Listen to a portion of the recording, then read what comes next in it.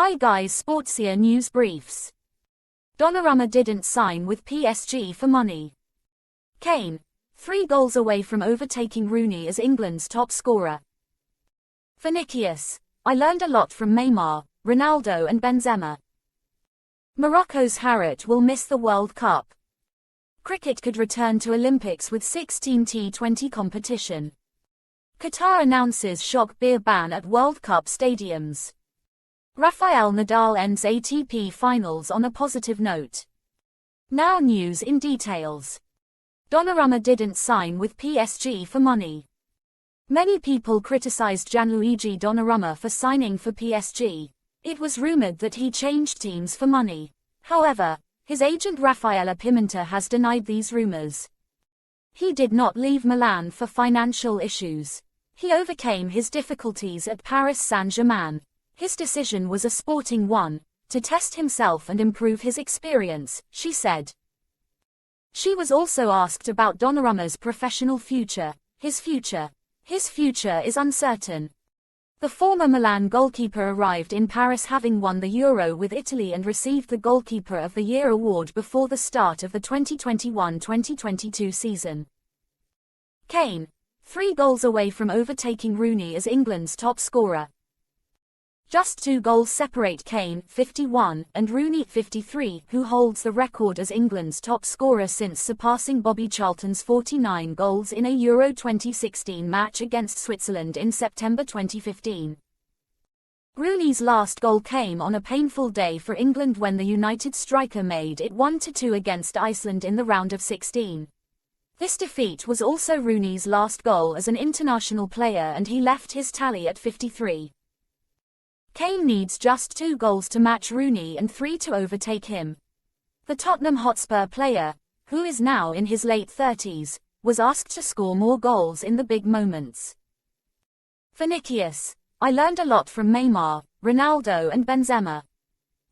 In an interview with Reuters, the Brazilian player Vinicius admitted that he feared he would be injured because of the hard tackles he received as a Real Madrid player, which would have left him out of the expected World Cup.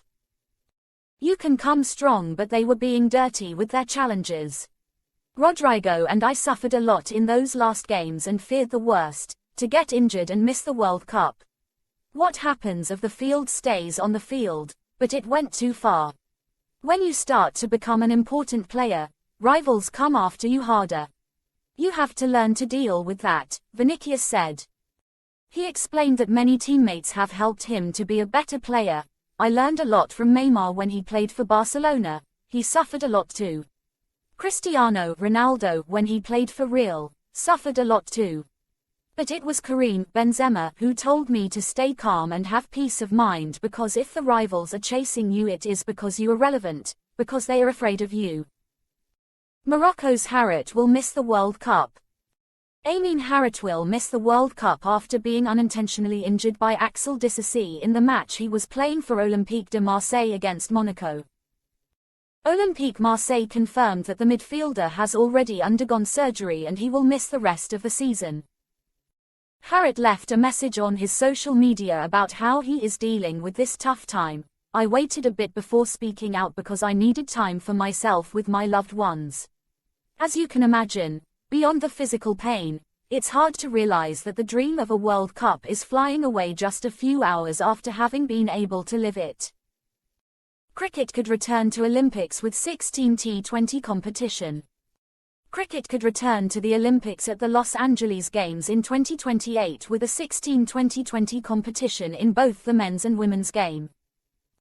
The International Cricket Council has proposed rejoining the Games after an 128-year absence, as it has long been considered a crucial way to globalize cricket.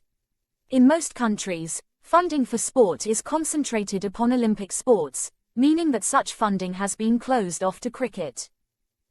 Alongside the 28 sports in the initial sports program for Los Angeles 2028, cricket is one of 9 other sports shortlisted for inclusion.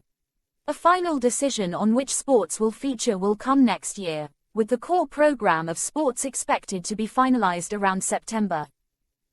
The ICC has proposed a 6-team event with squads expected to be 14 per team, which will keep athlete numbers down.